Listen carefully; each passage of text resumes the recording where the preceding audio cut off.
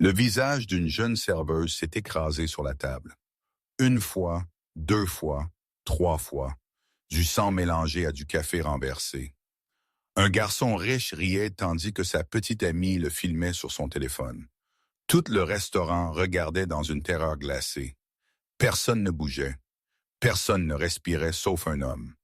Dans le box du coin, un étranger en camouflage numérique de la marine posa lentement sa tasse de café. Son berger allemand se leva, un grondement sourd montant dans sa poitrine.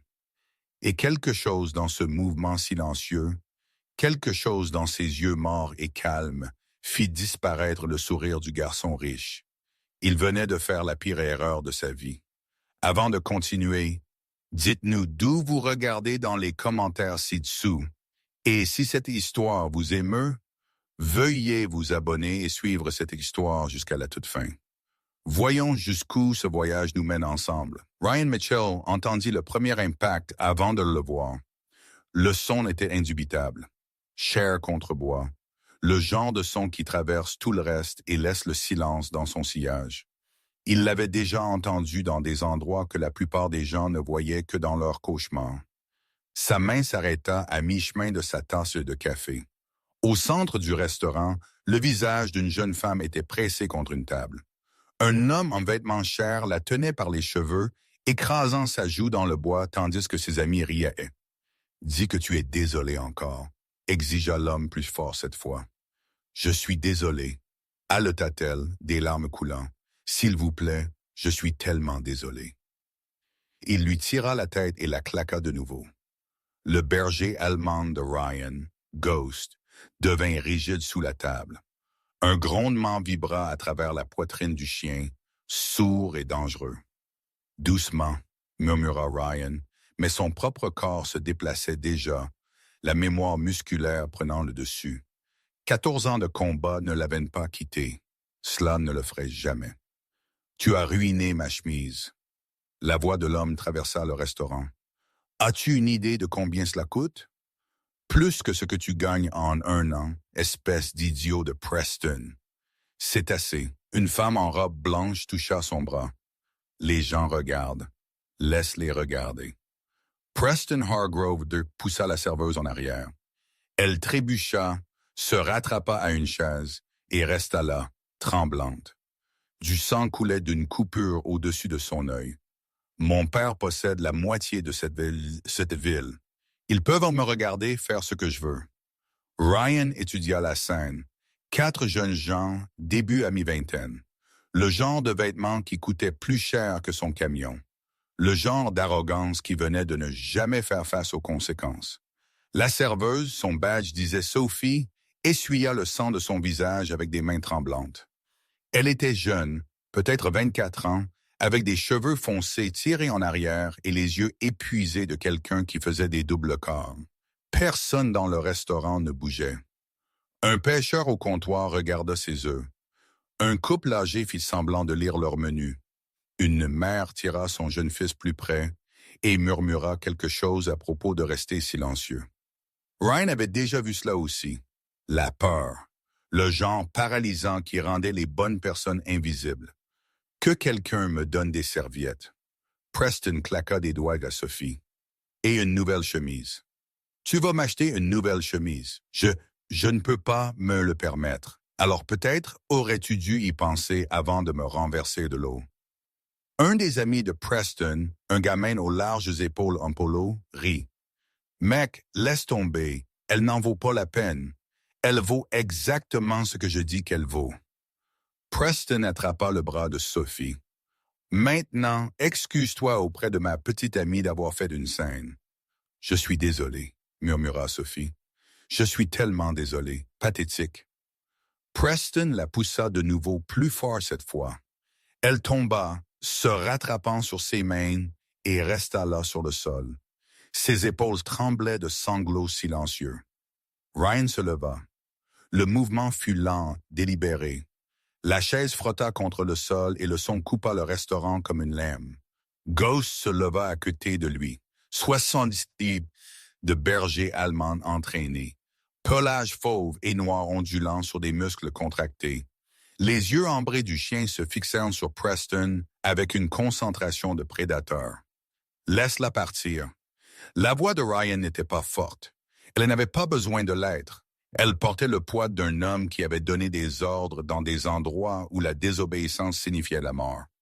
Preston se tourna, ses yeux balayèrent l'uniforme de camouflage numérique de la marine de Ryan. Le motif vert et marron du NW Type 3, sa lèvre se retroussa. « Qui diable es-tu? » Quelqu'un qui demande gentiment. Ryan s'avança une fois. « Oh, c'est parfait. » Preston rit et regarda ses amis.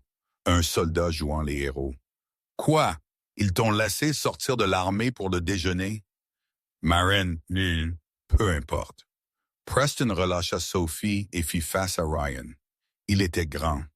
Peut-être 6 pieds 1 avec la carrure de quelqu'un qui avait joué à la crosse à l'école préparatoire. Mais sa posture était mauvaise. Son poids était en avant. Ses mains étaient ouvertes, amatures. « Écoute, G.I. Joe, je ne sais pas de quelle base perdue tu es sorti, mais ici le nom de ma famille signifie quelque chose. Alors pourquoi ne prends-tu pas ton bâtard et ne retournes-tu pas à ton coin avant que je passe quelques appels? » Le grondement de Ghost s'intensifia. Ryan ne baissa pas les yeux, mais il sentit la préparation du chien à travers la laisse. « Un mot, c'est tout ce qu'il faudrait. Je ne vais pas te le répéter, dit Ryan calmement. Excuse-toi auprès d'elle. Paye ses frais médicaux et pars. Ou quoi? Ryan maintint son regard. Ou tu vas découvrir pourquoi ils m'ont entraîné. Quelque chose vacilla dans les yeux de Preston. Pas tout à fait de la pure. Pas encore. Mais la reconnaissance que peut-être, juste peut-être, il s'était trompé dans ses calculs. Puis cela passa. Tu sais quoi? Preston sourit. Le sourire de quelqu'un qui n'avait jamais perdu. Je pense que je préférerais voir ce que tu as. Il lança le premier coup de poing. Ryan l'attendait.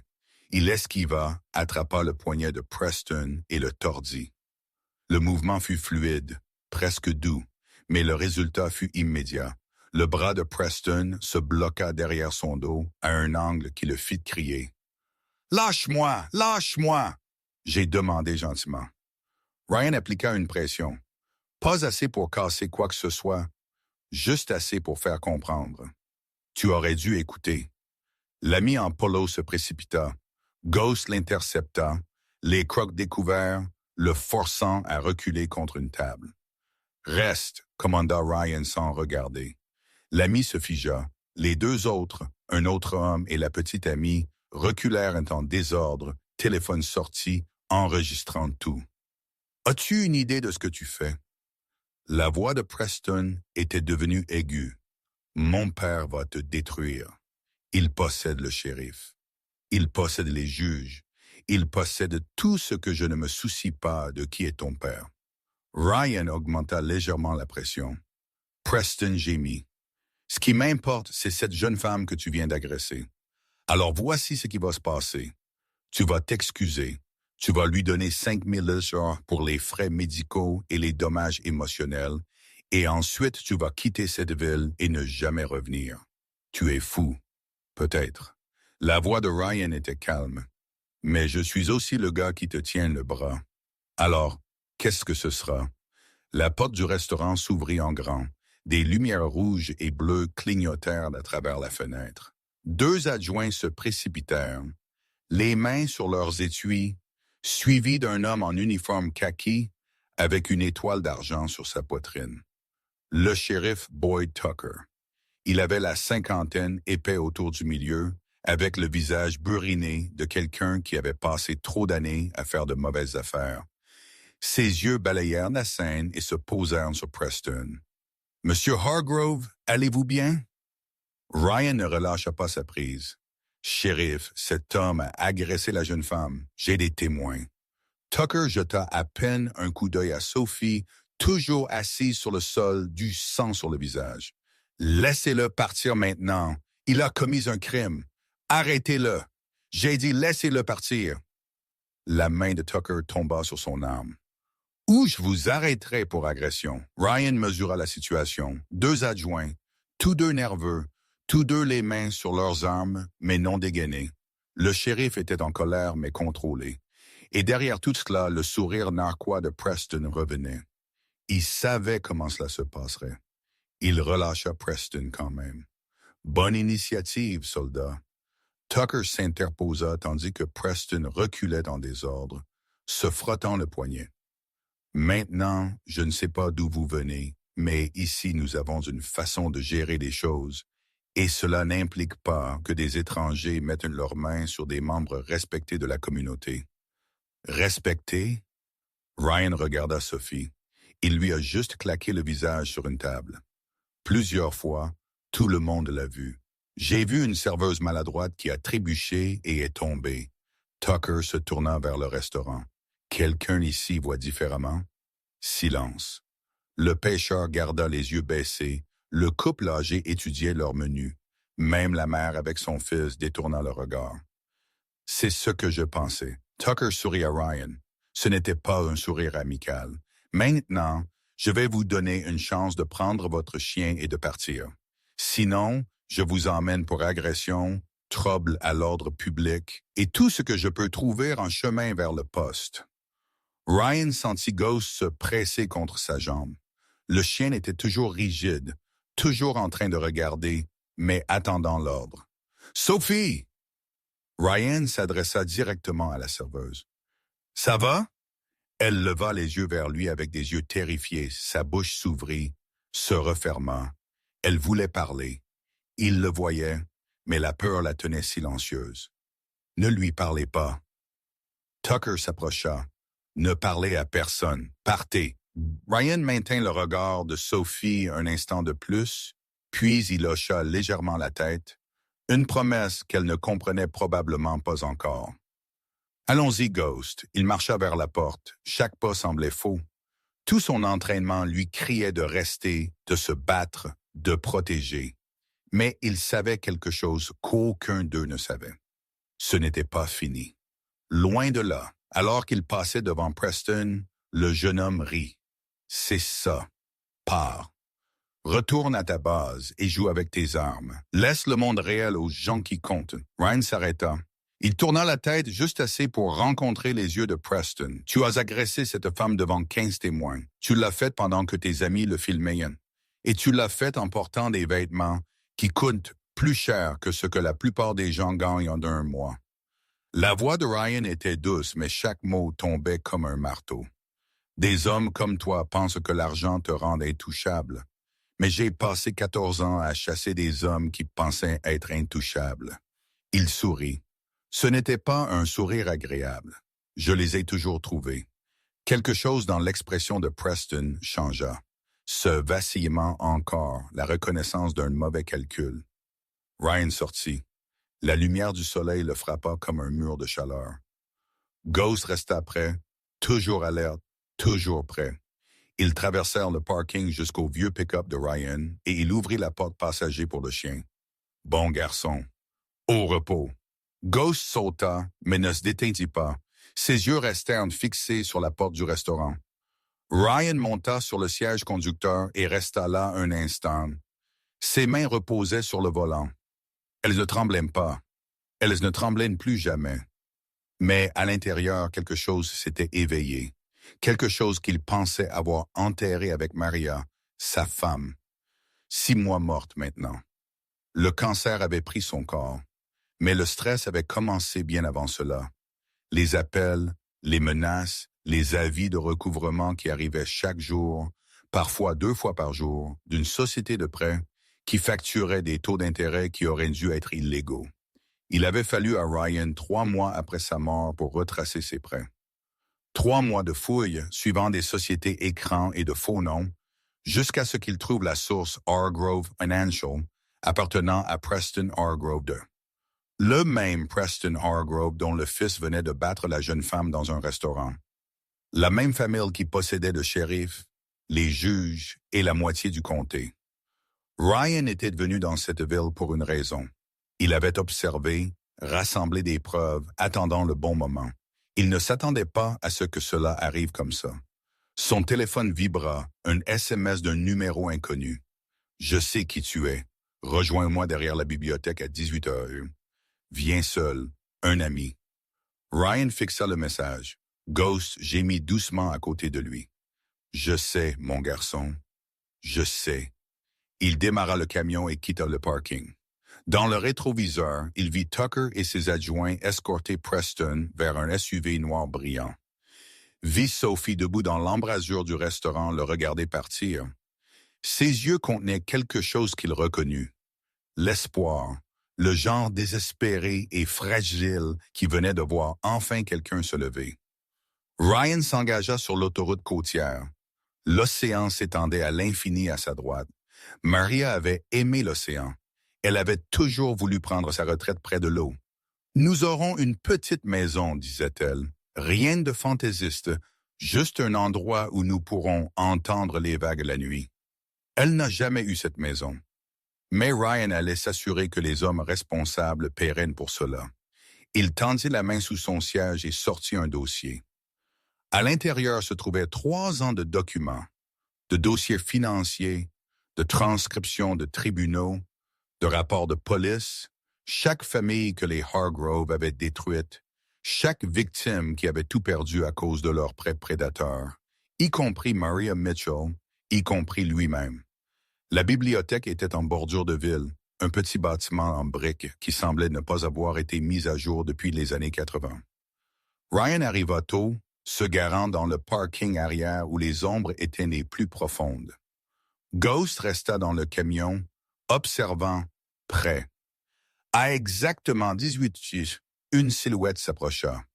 Une femme d'une 50aine d'années, les cheveux striés de gris tirés en arrière, portant les vêtements simples de quelqu'un qui travaillait de ses mains.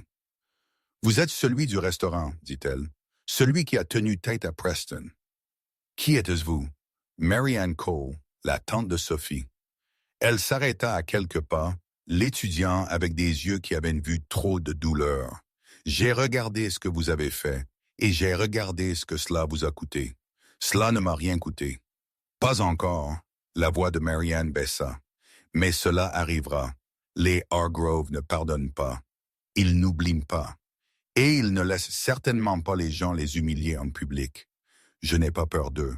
Vous devriez l'être. » Elle tendit la main dans son sac et en sortit une épaisse enveloppe. « Mais si vous êtes vraiment prêt à vous battre, alors peut-être pourrons-nous nous aider mutuellement. » Ryan prit l'enveloppe. À l'intérieur se trouvaient des photographies, des documents, des noms et des dates. Qu'est-ce que c'est? Des preuves. Tout ce que Sophie et moi avons recueilli pendant 2 ans. Les yeux de Mary Ann se durcirent. Preston a déjà fait cela. 6 autres femmes que nous connaissons ont été agressées, battues. L'une d'elles a fini à l'hôpital pendant 3 semaines. Chaque cas a disparu. Chaque victime a été payée ou intimidée. Pourquoi n'êtes-vous pas allé aux autorités? Nous avons essayé. Le shérif est à la solde de Hargrove. Le procureur est le compagnon de golf de Hargrove. Le juge qui gère la plupart des affaires dans ce comté. Il doit à Hargrove $1,000,000 en contribution de campagne. Mary Ann rit amèrement. Il n'y a pas d'autorité ici. Il n'y a que le pouvoir et les Hargrove ont tout. Ryan feuilleta les documents, dossiers médicaux, rapports de police marqués sans fondement, accords de règlement avec des sommes énormes et des clauses de confidentialité strictes. « C'est bien, dit-il lentement, mais ce n'est pas suffisant, pas pour des accusations fédérales. »« Je sais, » Mary Ann s'approcha. « C'est pourquoi j'ai besoin de savoir qui vous êtes vraiment, parce que les gens ordinaires ne regardent pas Preston Hargrove comme vous l'avez fait. Ils ne parlent pas au shérif Tucker comme ça. Et ils ne se comportent certainement pas comme s'ils avaient été à la guerre. » Ryan resta silencieux un long moment. Puis il ouvrit son propre dossier et le lui tendit. Le visage de Mary Ann changea en lisant. Le choc d'abord, puis la compréhension, puis quelque chose qui ressemblait à de l'espoir. « Oh mon Dieu, murmura-t-elle. Ils ont fait ça à votre femme? Ils ont fait ça à des centaines de familles. Ma femme n'en était qu'une. » La voix de Ryan était plate, contrôlée. Elle avait besoin d'un traitement expérimental contre le cancer. L'assurance ne le couvrait pas. Nous étions désespérés. Quelqu'un a recommandé un prêteur privé qui pouvait aider. Argent rapide, disait-il, conditions flexibles. Harrow Financial. Nous ne savions pas. Les documents étaient enfouis dans des sociétés écrans. Au moment où nous l'avons compris, nous étions piégés. 23% d'intérêt. Des frais sur des frais. Et quand nous ne pouvions pas payer, la mâchoire de Ryan se serra. Ils appelaient tous les jours, parfois toutes les heures. Ils se sont présentés dans sa chambre d'hôpital. Ils lui ont dit que nous perdrions tout. Notre maison, nos économies, notre dignité. Ils l'ont stressé jusqu'à sa tombe. Les yeux de Marianne étaient humides. Je suis tellement désolé. Ne soyez pas désolé. Aidez-moi à les détruire. Elle rencontra son regard. À ce moment-là, une alliance fut formée. Sophie voulait venir ce soir, dit Marianne. Je lui ai dit que c'était trop dangereux, mais elle voulait que je vous donne ceci. Elle lui tendit un petit bout de papier, un numéro de téléphone. Elle aussi tenait des registres. Chaque fois que Preston venait dans ce restaurant, chaque menace, chaque accident qui n'était pas vraiment un accident, la voix de Marianne se durcit. Il la visait depuis des mois. Se présentant à son lieu de travail, la suivant chez elle, s'assurant qu'elle savait qu'elle ne pouvait pas s'échapper. Pourquoi elle? Parce qu'elle a déposé une plainte l'année dernière après qu'il l'eut attrapée sur le parking. Rien n'en est sorti, bien sûr. Mais Preston n'oublie pas. Il l'a puni depuis. Ryan mit le numéro de téléphone dans sa poche. Qu'en est-il de sa famille? Il n'y a que moi et sa mère est malade. Diabète. Elle a besoin de médicaments qu'elles peuvent à peine se permettre. Marianne fit une pause. Elles ont aussi un prêt avec Harrow Financial. Si elles manquent d'un paiement de plus, elles perdent leur maison. Bien sûr, elles l'ont fait. C'était le même schéma, le même piège. Serrer les vulnérables jusqu'à ce qu'ils craquent, puis prendre tout ce qu'ils avaient. J'ai des contacts, dit Ryan. Des gens du gouvernement fédéral qui montent un dossier contre Hargrove depuis des années. Mais ils ont besoin de plus de preuves, le genre qui ne peut pas être expliqué ou enterré. Quel genre de preuves? Des témoignages de victimes prêtes à témoigner officiellement. Des documents financiers qui remontent directement à Preston, Senior, et idéalement quelque chose qui montre que la corruption va au-delà de l'argent. Ryan regarda l'enveloppe dans ses mains. Quelque chose comme ça, mais plus grand. Il pourrait y avoir quelque chose. Marianne hésita. Sophie m'a dit une fois que Preston se vantait des relations de son père, politicien, homme d'affaires, même certains fonctionnaires fédéraux. Il garde des dossiers sur eux tous. Assurance, il appelle ça. Ou le bureau de son père dans le bâtiment Hargrove au centre-ville. Elle secoua la tête, mais y entrer serait impossible. Caméra de sécurité, garde, serrure biométrique. L'endroit est une forteresse. Ryan sourit légèrement. J'ai été dans des forteresses pires. Vous ne pouvez pas être sérieux. Je suis toujours sérieux. Avant que Marianne ne puisse répondre, des phares balayèrent le parking. Un véhicule de shérif entra, avançant lentement. Un projecteur sondait les ombres. « À terre !» siffla Ryan. Ils se baissèrent derrière une benne à ordures, tandis que le véhicule passait lentement. À travers les interstices du métal, Ryan vit Tucker lui-même au volant, balayant la zone avec des yeux de prédateur. Le véhicule s'arrêta près du camion de Ryan. Tucker le fixa un long moment, puis il prit sa radio. « J'ai trouvé son véhicule. Parking de la bibliothèque, envoyé du renfort. » La mâchoire de Ryan se serra. « Vous devez partir, murmura Marianne. « Et vous?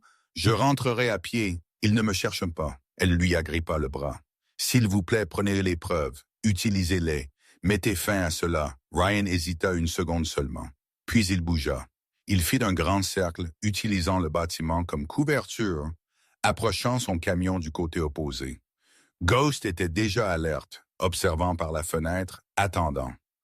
Ryan atteignit la porte du conducteur juste au moment où un autre véhicule de police apparut à l'entrée du parking. Il avait peut-être 30 secondes. Il sauta, démarra le moteur et fonça. Le camion rugit en arrière, les pneus hurlant sur l'asphalte. Il tourna le volant, changea de vitesse et s'élança en avant, dépassant le deuxième véhicule avant que l'adjoint ne puisse réagir. Dans le rétroviseur, il vit Tucker sortir de sa voiture en désordre, vit la rage sur le visage du shérif. Toute unité, poursuite. Pick-up noir se dirigeant vers le nord sur Harbor Road. Ne le perdez pas. Ryan poussa le camion plus fort. Ghost se cala sur le siège passager, calme malgré le chaos. Ils avaient été dans des situations pires ensemble. L'autoroute s'étendait devant, sombre et vide. Ryan connaissait ses routes. Il les avait étudiées pendant des semaines, cartographiant chaque virage, chaque raccourci, chaque endroit pour disparaître. 2 miles au nord, il vit ce qu'il cherchait. Un chemin de terre qui menait dans le marais, invisible à moins de savoir qu'il existait.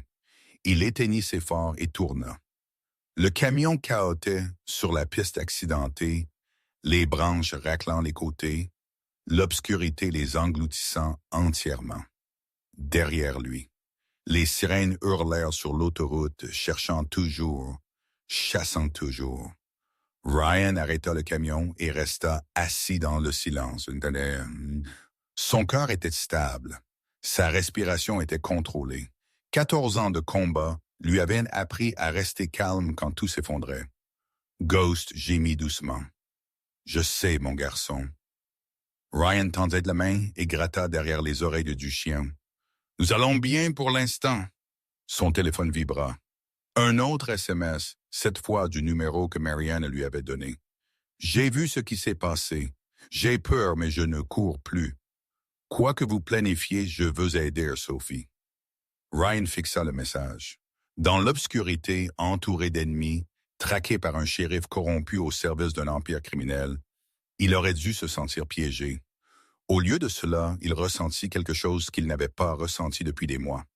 Un but. Maria avait toujours dit qu'il avait besoin d'une mission, quelque chose de plus grand que lui-même, quelque chose pour lequel il valait la peine de se battre. Il avait pensé que cette mission était morte avec elle. Il avait tort. Ryan tapa sa réponse. « Restez en sécurité. Ne me contactez plus avant que je ne le fasse. Cela va devenir dangereux avant de s'améliorer. » La réponse de Sophie vint immédiatement. « Je suis en danger depuis 2 ans. Au moins, maintenant, je ne suis pas seul. » Ryan rangea son téléphone et démarra le camion.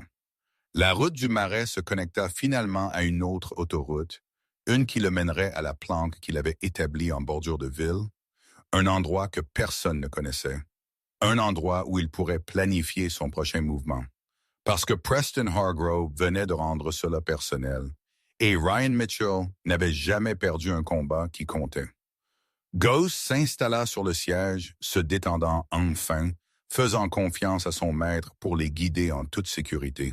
« Nous ne faisons que commencer, mon garçon, » murmura Ryan. Le camion roula dans l'obscurité, et quelque part derrière eux, l'Empire Hargrove était sur le point d'apprendre ce qui se passait quand on croisait un homme qui n'avait plus rien à perdre. La planque n'était rien de plus qu'une cabane de pêche abandonnée à 3 miles de la ville. Ryan l'avait louée sous un faux nom il y a 2 semaines, payant en espèces un propriétaire qui ne posait pas de questions. Les murs étaient minces, le toit fuyait, et le seul mobilier était un lit de camp et une table pliante. Mais il y avait de l'électricité, de l'eau courante et surtout aucune connexion avec Ryan Mitchell.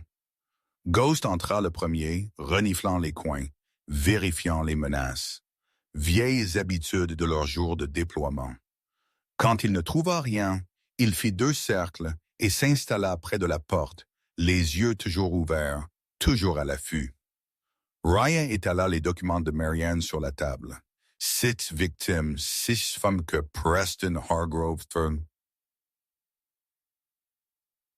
avait agressées sur 3 ans. Dossiers médicaux montrant des os cassés, des commotions cérébrales, des lacérations faciales, des rapports de police déposés et classés sans suite, des accords de règlement avec des paiements à 6 chiffres et des clauses de confidentialité blindées.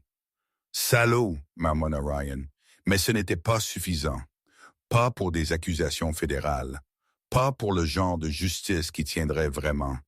Il lui fallait plus. Son téléphone vibra. Numéro inconnu encore. Vous avez fait une sacrée impression aujourd'hui. La voix était masculine, plus âgée, cultivée. Monsieur Mitchell, ou devrais-je dire officier de seconde classe Mitchell, ancien de l'équipe SEAL 5, 14 ans de service distingué. Libération honorable il y a 8 mois suite au décès de votre femme. Le sang de Ryan se glaça. Qui est-ce? Quelqu'un qui vous observe depuis 3 semaines. Quelqu'un qui sait exactement pourquoi vous êtes venu dans cette ville. Un léger rire. Avez-vous vraiment pensé que vous pouviez enquêter sur ma famille sans que je le remarque? Preston Hargrove 2. Ryan serra plus fort le téléphone. Que voulez-vous? La même chose que tous les hommes raisonnables veulent. Éviter les conflits inutiles. La voix de Hargrove était douce, raisonnable. La voix d'un homme qui s'était sorti de 1000 impasses par la parole. Vous avez des griefs, je comprends cela. La maladie de votre femme, les pressions financières, les circonstances malheureuses de ces derniers mois, ces choses créent de la colère, du ressentiment, le besoin de blâmer quelqu'un. Ma femme est morte parce que votre entreprise l'a harcelée jusqu'à sa tombe. Votre femme est morte parce qu'elle avait le cancer, Monsieur Mitchell. Tout le reste est interprétation, une pause. Mais je n'appelle pas pour discuter. J'appelle pour vous offrir une issue. J'écoute. Quittez la ville ce soir. Prenez vos preuves, votre chien, votre colère juste et partez. En retour, je ferai personnellement en sorte que toutes les dettes associées au traitement de votre femme soient annulées, votre crédit rétabli, un nouveau départ ou que vous choisissiez. Ryan rit. Ce n'était pas un son agréable. Vous pensez que je suis venu ici pour de l'argent? Je pense que vous êtes venu ici pour la vengeance, et je vous offre quelque chose de mieux. La voix de Hargrove se durcit légèrement. Mais j'ai besoin que vous compreniez quelque chose, Monsieur Mitchell. Je ne fais cette offre qu'une seule fois. Si vous refusez, si vous continuez cette croisade, je vous détruirai. Pas métaphoriquement, littéralement. Je prendrai tout ce qu'il vous reste et je le réduirai en poussière. Vous avez déjà pris tout ce que j'avais. Silence sur la ligne. Le nom de ma femme était Maria. Elle était infirmière. Elle a passé 30 ans à prendre soin de personnes qui ne pouvaient pas prendre soin d'elles-mêmes. Et quand elle est tombée malade, quand elle a eu besoin d'aide, votre entreprise a envoyé des collecteurs dans sa chambre d'hôpital. Ils l'appelaient tous les jours. Ils lui disaient qu'elle ne valait rien, qu'elle avait ruiné nos vies, qu'elle ferait aussi bien d'abandonner. La voix de Ryan ne fléchit pas. Elle est morte en croyant qu'elle était un fardeau. Elle est morte en pensant qu'elle m'avait déçu, et ça, c'est de votre faute. Je suis désolé pour votre perte. Hargrove n'avait pas l'air désolé, mais les affaires sont les affaires. Si votre femme ne pouvait pas gérer les termes de son accord, votre fils a battu une jeune femme aujourd'hui, lui a claqué le visage sur une table devant une douzaine de témoins, et votre shérif l'a couvert. Ryan le coupa. Ce n'est pas des affaires, c'est un schéma, et les schémas, c'est ce que les procureurs fédéraux adorent. Une autre pause, plus longue cette fois. Vous faites une erreur, peut-être, mais c'est la mienne à faire, alors nous n'avons plus rien à discuter. La voix de Hargrove devint plate. Au revoir, Monsieur Mitchell. J'espère que vos principes vous tiendront chaud lorsque vous dormirez dans une cellule. La ligne mourut. Ryan resta immobile un long moment. Puis, il posa le téléphone et regarda Ghost. Il a peur. Les oreilles de Ghost se dressèrent. Il m'a appelé lui-même. Pas un avocat, pas un intermédiaire. Il m'a appelé personnellement à 23 heures pour offrir un pot de vin. Ryan sourit sinistrement. Cela signifie que je suis plus près que je ne le pensais. Il se tourna vers les documents. Quelque part dans ces pages se trouvait la clé, la connexion qui ferait tomber tout l'Empire. Il devait juste la trouver. 3 heures plus tard, son téléphone vibra de nouveau. Cette fois, il reconnut le numéro. « Sophie, je ne devrais pas appeler, dit-elle immédiatement. Mais Quelque chose s'est passé. Quoi? Ils sont venus chez moi, le shérif Tucker et 2 adjoints. Ils ont dit qu'ils enquêtaient sur un trouble au restaurant. Sa voix tremblait. Ils ont tout fouillé. Ma chambre, la chambre de ma mère, même le placard de ma fille. Ils ont pris mon ordinateur portable et mon téléphone. J'utilise celui de mes voisins en ce moment. Ils ont trouvé quelque chose, les documents que je gardais, les dossiers de harcèlement de Preston. Sophie rit amèrement. Je les ai déplacés la semaine dernière après la dernière fois qu'il est venu au restaurant et m'a menacé. Je savais que quelque chose de grave allait arriver. Où sont-ils maintenant? Chez tante Marianne. Elle a des copies de tout. Une pause. Mais ce n'est pas pourquoi j'appelle. Qu'est-ce que c'est? Quand ils ont fouillé la chambre de ma mère, Tucker a trouvé ses médicaments. Il les a pris. A dit que c'était une preuve de quelque chose. Il n'a même pas précisé quoi. Ma mère a besoin de ce médicament, Ryan. Elle est diabétique sans son insuline. Je comprends. La mâchoire de Ryan se serra. Je m'en occuperai. Comment? Je ne sais pas encore, mais je le ferai. Il fit une pause. Sophie, écoute-moi. Ne va pas travailler demain. Reste à la maison. Reste avec ta famille. Je ne peux pas me permettre de rater le travail. Nous sommes déjà en retard sur je couvrirai ça. Silence. Tu ne me connais même pas. Je sais que tu t'es levé quand personne d'autre ne le ferait. Je sais que tu as gardé des registres quand tout le monde te disait de te taire. Et je sais que Preston Hargrove t'a visé parce que tu es courageuse. La voix de Ryan s'adoucit. C'est assez. Sophie ne répondit pas pendant un long moment. Quand elle le fit, sa voix était pleine d'émotion. Pourquoi faites-vous ça? Vraiment? Ryan pensa à Maria, à la dernière fois qu'il avait tenu sa main, l'écoutant respirer, attendant la fin, à la rage qu'il avait consumée les mois suivants et à la froide détermination qu'il avait remplacée parce que quelqu'un aurait dû aider ma femme et personne ne l'a fait. Il ferma les yeux. Je ne ferai pas que d'erreur. Votre femme, c'est une longue histoire. Je vous la raconterai un jour si nous survivons à cela. Ce n'est pas rassurant. Ce n'est pas censé l'être. Ryan se leva. Décision prise. Je vais chercher les médicaments de votre mère. Restez où vous êtes. N'ouvrez la porte à personne que vous ne connaissez pas. Ryan, j'appellerai quand ce sera fait. Il raccrocha avant qu'elle ne puisse discuter. Ghost se leva immédiatement, sentant le changement d'énergie de son maître. Ryan attrapa sa veste et les clés du camion. « Allez, mon garçon, nous avons du travail. » La pharmacie était fermée quand Ryan arriva, mais il savait que le pharmacien vivait dans l'appartement au-dessus. Un vétéran du Vietnam nommé Earl Dawkins, 73 ans, qui avait fait 2 tours de service en tant qu'infirmier avant de revenir dans un pays qui ne voulait pas se souvenir de ce qu'il avait fait. Ryan l'avait rencontré lors de sa première semaine en ville. Reconnaissant le regard dans les yeux d'Earl, le regard d'un homme qui avait vu des choses qui ne le quittaient jamais complètement. Il frappa à la porte latérale. Il fallut 3 minutes à Earl pour répondre, vêtu d'une robe de chambre et tenant une batte de baseball. « Qui est-ce là? »« Ryan Mitchell. Nous nous sommes rencontrés au VFW la semaine dernière. » La porte s'entr'ouvrit. Les yeux d'Earl se plissèrent, puis s'écarquillèrent de reconnaissance. « Le SEAL. Qu'est-ce que tu fais ici à minuit? J'ai besoin d'insuline pour une patiente diabétique dont les médicaments ont été confisqués par le shérif Tucker. » L'expression d'Earl s'assombrit. Tucker, ce fils de il s'interrompit, secouant la tête. Il fait ça depuis des années, utilisant son insigne pour régler des comptes personnels. « Pouvez-vous aider? » Earl étudia un long moment, puis il recula et ouvrit la porte plus largement. « Entrez. Dites-moi ce dont vous avez besoin. » 20 minutes plus tard, Ryan partit avec un sac contenant de l'insuline, des seringues et suffisamment de fournitures pour 1 mois. Earl avait refusé le paiement. « Considérez ça comme une courtoisie professionnelle, » dit le vieil homme. Un vétéran à un autre et un être humain à un autre. Il serra le bras de Ryan.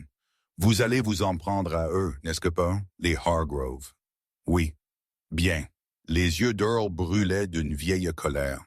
Mon neveu a perdu sa maison à cause de ses vautours il y a 3 ans. Sa femme l'a quitté. Il a commencé à boire. La dernière fois que j'ai eu de ses nouvelles, il vivait dans sa voiture quelque part en Floride. Il cracha par terre. Il saigne cette verre-là blanc depuis des décennies. Il est temps que quelqu'un se défende. J'aurais besoin de plus que de médicaments pour faire ça. De quoi d'autre avez-vous besoin?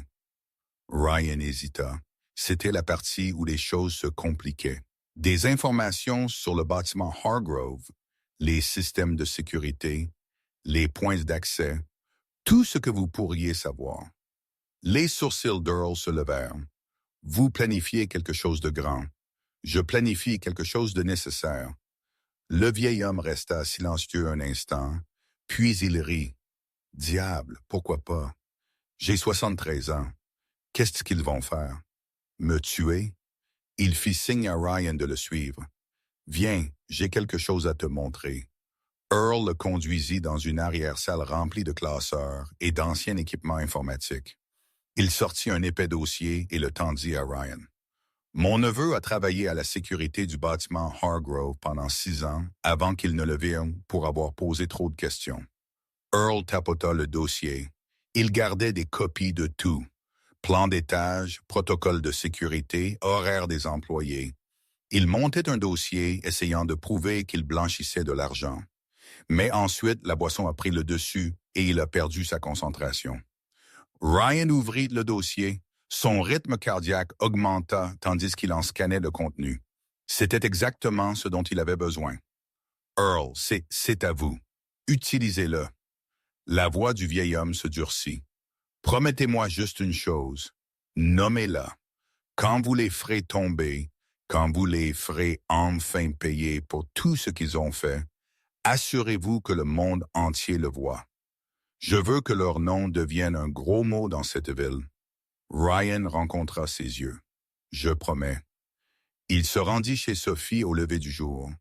La livraison des médicaments prit moins de 5 minutes, mais Sophie lui agrippa le bras avant qu'il ne puisse partir. Attendez, s'il vous plaît. Je ne peux pas rester. Ce n'est pas sûr pour vous si je suis ici. Je ne me soucie pas de la sécurité.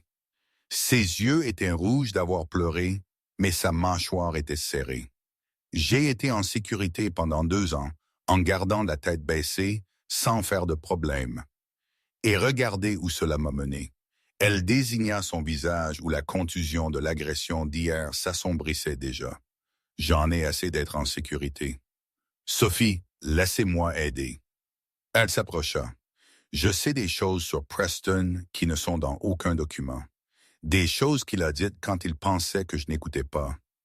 Des choses sur les affaires de son père, sur le shérif, sur pourquoi ils ont acheté des propriétés le long de la côte. Ryan fit une pause. Quel genre de choses? Il y a un projet de développement. Des droits de forage offshore valant des milliards.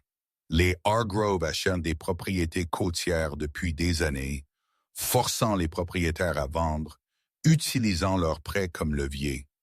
Quiconque refuse reçoit le même traitement que moi.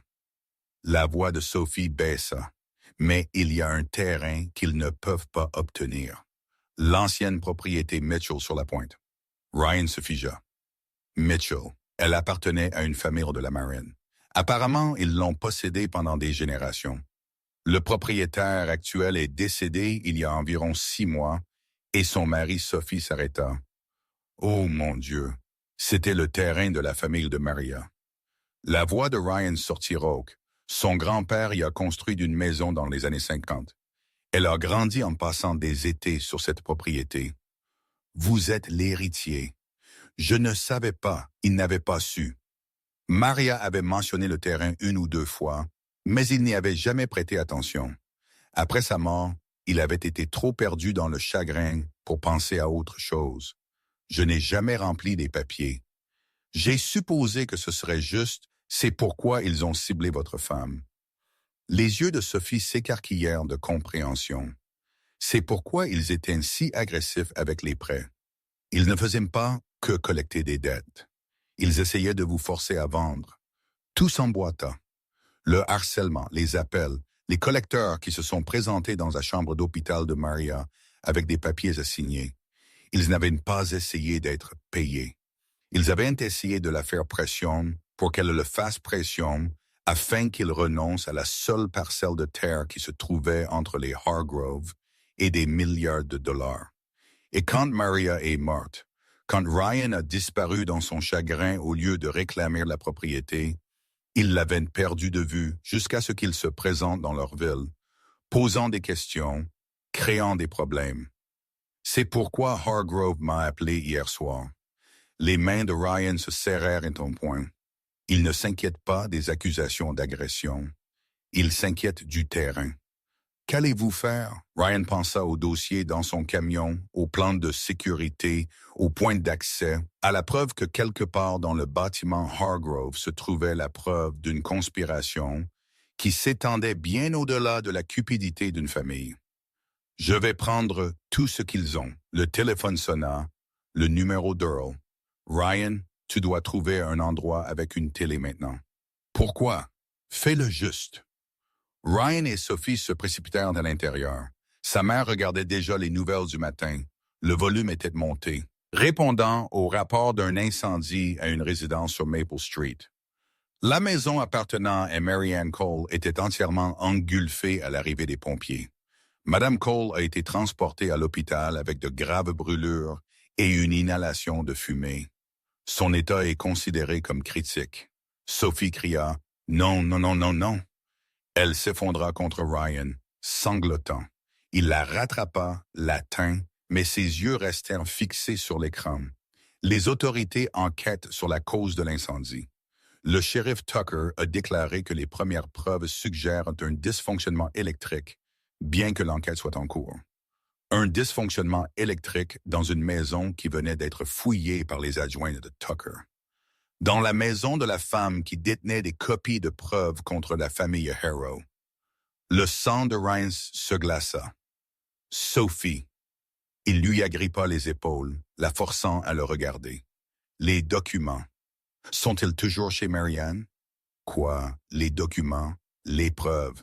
Étaient-ils dans la maison? Le visage de Sophie devint pâle.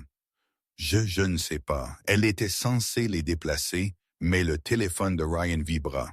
Un SMS d'un numéro inconnu. Avez-vous apprécié les feux d'artifice? Considérez ceci comme un aperçu. La prochaine fois, ce sera la fille et la mère et le chien. Partez maintenant, Monsieur Mitchell. Vous avez 24 heures. Il le montra à Sophie. Elle arrêta de pleurer. Quelque chose de plus dur remplaça les larmes. Ils ont essayé de tuer ma tante. Oui, ils ont brûlé sa maison pour détruire des preuves. Probablement. Et ils menacent ma famille. Oui.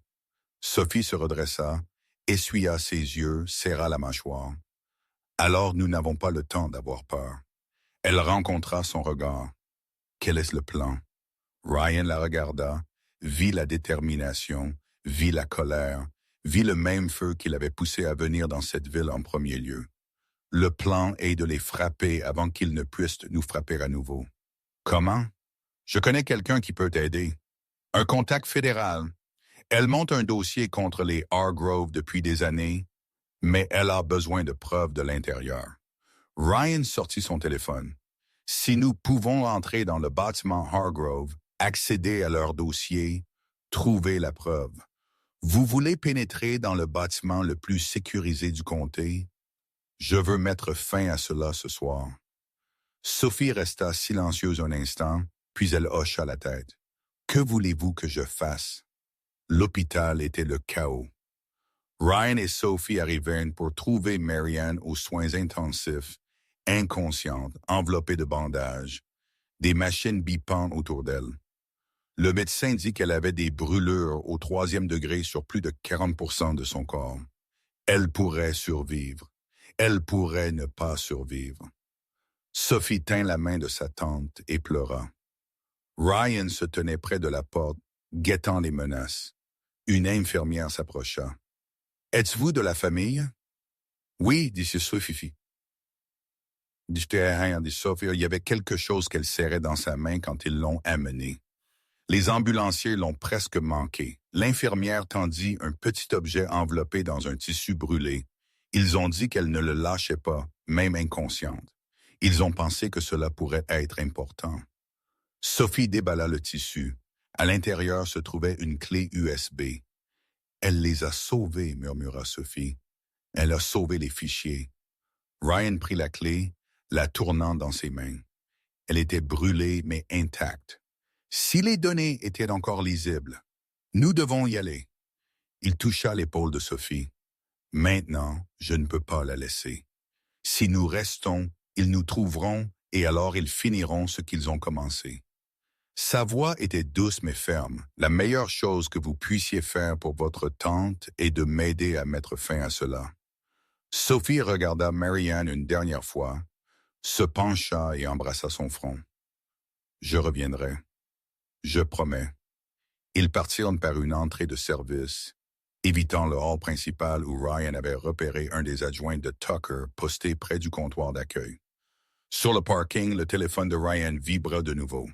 Un SMS de l'agent Diana Cross, FBI. J'ai votre message. Je suis en route. Rencontrez-moi aux coordonnées dans 2 heures. Venez seul, il répondit. Je ne peux pas venir seul. J'amène un témoin. Elle a des preuves. La réponse fut immédiate. Bien, mais si c'est une perte de mon temps, Mitchell, je mettrai personnellement fin à votre carrière. Il sourit sombrement. Sa carrière avait pris fin le jour où Maria était morte. Tout ce qui s'était passé depuis était du temps emprunté. Où allons-nous? Demanda Sophie. Rencontrer quelqu'un qui peut aider. Ryan démarra le camion. Ghost sauta sur la banquette arrière. Quelqu'un qui attend ce moment depuis très longtemps. Ils roulèrent vers le soleil levant. Derrière eux, l'Empire Hargrove se réveillait. Mais ils ne savaient pas que l'homme qu'ils avaient essayé de détruire était sur le point de devenir leur pire cauchemar. Et le compte à rebours de la justice avait enfin commencé. Les hélicoptères fédéraux arrivèrent à l'aube. Ryan se tenait sur la plage près de l'ancienne propriété Mitchell, regardant 3 Blackhawks descendre du ciel. Ghost se pressait contre sa jambe, calme mais alerte. Sophie se tenait à côté d'eux, la clé USB de sa tante serrée dans sa main comme un talisman. L'agent Diana Cross sauta avant que le rotor ne cesse de tourner. Elle était grande, mince, la quarantaine, avec des cheveux gris acier et des yeux qui avaient tout vu et jugé la plupart des choses durement. Derrière elle venait une équipe d'agents, en tenue tactique, se déplaçant avec une précision coordonnée. Mitchell Cross s'arrêta devant lui. « Je monte ce dossier depuis 4 ans. J'ai vu 3 témoins disparaître, 2 juges se faire acheter et un procureur américain décider subitement de prendre sa retraite. Ses yeux s'enfoncèrent dans les siens. Dites-moi que vous avez quelque chose de réel, cet humain. Ryan lui tendit les disques durs du bâtiment Hargrove, des registres financiers remontant à 15 ans, des sociétés écrans retracées jusqu'à leur source, des paiements au shérif Tucker, au juge Morrison et à au moins 6 législateurs d'État. Il marqua une pause. Et des séquences vidéo de Preston Hargrove Trier agressant 7 femmes différentes, dont une qui s'est produite il y a moins de 48 heures. Cross prit les X, son expression ne changea pas, mais quelque chose bougea dans ses yeux. « Où avez-vous eu ça? Cela a-t-il de l'importance? » « C'est important pour la poursuite. Alors dites, je les ai trouvés dans une benne à ordures. » La voix de Ryan était plate. « Ou dites qu'une source anonyme les a fournis. Ou dites tout ce dont vous avez besoin pour que cela tienne. Je ne me soucie pas du crédit, je me soucie des résultats. » Cross l'étudia un long moment, puis elle se tourna vers son équipe. « Martinez, commencez à traiter ces disques. Je veux une analyse préliminaire dans 2 heures. » Elle regarda de nouveau Ryan. « Si c'est ce que vous dites, nous agissons aujourd'hui. Pas d'avertissement, pas de fuite, pas de temps pour quiconque de détruire des preuves ou de disparaître. Qu'est-ce que vous avez besoin de moi? Restez à l'écart. » La voix de Cross s'adoucit légèrement.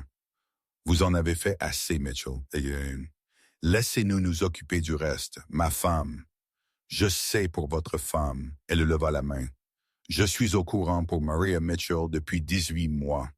Elle allait être l'une de nos témoins vedettes avant sa mort. Son témoignage sur le harcèlement, les tactiques de pression, les taux d'intérêt illégaux, cela aurait été dévastateur pour les Hargrove. Cross fait une pause. Je suis désolé que nous n'ayons pas pu la sauver.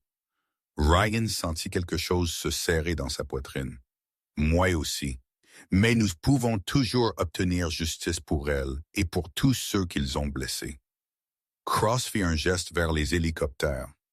Nous frappons 3 endroits simultanément. Le bâtiment Hargrove, le bureau du shérif Tucker et la résidence de Preston Senior. D'ici midi aujourd'hui, toutes les personnes impliquées dans cette conspiration seront en détention fédérale. Et Preston Jr., c'est notre première priorité. L'expression de Cross se durcit. Accusation d'agression, intimidation de témoins, conspiration, il risque au minimum 30 ans. Ce n'est pas suffisant. C'est ce que nous pouvons prouver. Elle rencontra ses yeux. Parfois, la justice n'est pas parfaite, Mitchell. Parfois, c'est juste mieux que rien. Ryan voulait argumenter, voulait exiger plus, mais il savait qu'elle avait raison. D'accord, faites ce que vous avez à faire. Cross hocha la tête et se tourna pour partir. Puis elle s'arrêta. Mitchell, encore une chose. Quoi? Cette propriété? Elle montra la vieille maison sur la falaise, le terrain de la famille de Maria. Les Hargrove ont essayé de l'acquérir pendant des années. C'est le pivot de tous leurs projets de développement. Je sais. À compter de ce matin, elle a été officiellement transférée à votre nom. Les papiers ont été déposés il y a 3 heures. Cross faillit sourire, ce qui signifie que quoi qu'il arrive ensuite, ils ne pourront jamais l'avoir. Même si un miracle les fait acquitter, cette terre ne sera jamais la leur. Ryan leva les yeux vers la vieille maison. Il n'y était jamais entré. Maria l'avait décrite tant de fois. Le porche où sa grand-mère s'asseyait. La cuisine où sa mère avait appris à cuisiner. La chambre où elle avait passé ses étés enfants, écoutant les vagues. Merci. Ne me remerciez pas. Remerciez votre femme. Cross se dirigea vers les hélicoptères. C'est elle qui a commencé tout ça. Vous l'avez juste terminé. Les raids commencèrent à exactement 0. Ryan observa de loin les agents fédéraux prendre d'assaut le bâtiment Hargrove. Il vit des employés sortir en masse, les mains levées, les visages confus. Il vit des cartons de documents être emportés par camions entiers. Il vit la façade soigneusement construite d'une entreprise légitime s'effondrer en temps réel. Sophie s'assit à côté de lui dans le camion, observant la même scène. Est-ce que cela se passe vraiment? Ça se passe. J'attends de me réveiller. Sa voix était à peine un murmure. J'ai rêvé de cela pendant 2 ans. Que quelqu'un les arrête enfin. Que Preston affronte enfin les conséquences. Elle essuya ses yeux. Je n'ai jamais cru que cela deviendrait réalité. Presque pas. Qu'est-ce que tu veux dire? Ryan resta silencieux un instant. Puis il dit, « Hier soir, quand nous étions à l'intérieur du bâtiment, j'ai eu Preston seul. Il était au sol, saignant, implorant la miséricorde. Et pendant environ 3 secondes, j'ai pensé y mettre fin moi-même, définitivement. » Sophie le regarda fixement. « Pourquoi ne l'as-tu pas fait? Parce que c'est ce qu'il aurait fait. C'est ce que son père aurait fait. C'est ce que tout le monde dans leur monde fait. Éliminer les problèmes par la violence, l'argent et le pouvoir. » Ryan secoua la tête. « Je ne suis pas venu ici pour devenir eux. Je suis venu ici pour prouver qu'il y a une autre voie. Même après ce qu'ils ont fait à Maria, surtout après ce qu'ils ont fait à Maria. » La voix de Ryan se brisa légèrement. Elle croyait au système. Elle croyait que si vous faisiez ce qu'il fallait, si vous travailliez dur et traitiez les gens équitablement, la justice finirait par vous trouver. Il fit une pause. Je lui dois de prouver qu'elle avait raison. Sophie tendit la main et prit la sienne. Elle serait fière de vous. Ryan ne put parler. Il serra juste sa main et continua à observer la destruction d'un empire. La première arrestation eut lieu à 08h47. Le shérif Boyd Tucker fut extrait de son bureau menotté, toujours en uniforme, toujours avec son insigne. Le regard sur son visage était de l'incrédulité pure, l'expression d'un homme qui n'avait jamais imaginé que les conséquences s'appliquaient à lui. Ryan ne ressentit rien. Tucker avait protégé les Hargrove pendant 15 ans. Il avait enterré des plaintes, intimidé des témoins, détruit des preuves. Il avait fermé les yeux tandis que des femmes étaient battues et des familles détruites. Et il avait fait tout cela pour de l'argent. Maintenant, il passerait le reste de sa vie dans une cellule. Cela semblait juste. Preston Hargrove II fut arrêté à 09h12. Il sortit de son manoir avec des avocats déjà à ses côtés, criant à des violations de procédures régulières et à un excès de pouvoir du procureur. Mais les menottes furent mises quand même. Les agents ne se souciaient pas de son argent ou de ses relations ou de son image soigneusement cultivée de respectabilité. Ils se souciaient des preuves. Et les preuves étaient excellentes. Ryan regarda alors qu'il chargeait Hargrove dans un véhicule fédéral. Juste un instant, les yeux du vieil homme trouvèrent les siens à travers la foule. Il n'y avait pas de peur dans ce regard, pas de remords, juste une haine froide et calculatrice. Ryan soutint son regard jusqu'à ce que le véhicule s'éloigne. « C'est lui? » demanda Sophie. « Le père? »« C'est lui. Il a l'air ordinaire. La plupart des monstres le sont. » L'appel arriva à 09h31. La voix de Cross était tendue d'une urgence contrôlée. « Mitchell, nous avons un problème. »« Quoi? » Preston Jr., il n'était à aucun de nos lieux cibles. Son téléphone est éteint depuis 6 heures et sa voiture a été trouvée abandonnée près de la marina. Le sang de Ryan se glaça. Il s'est enfui. Nous le cherchons.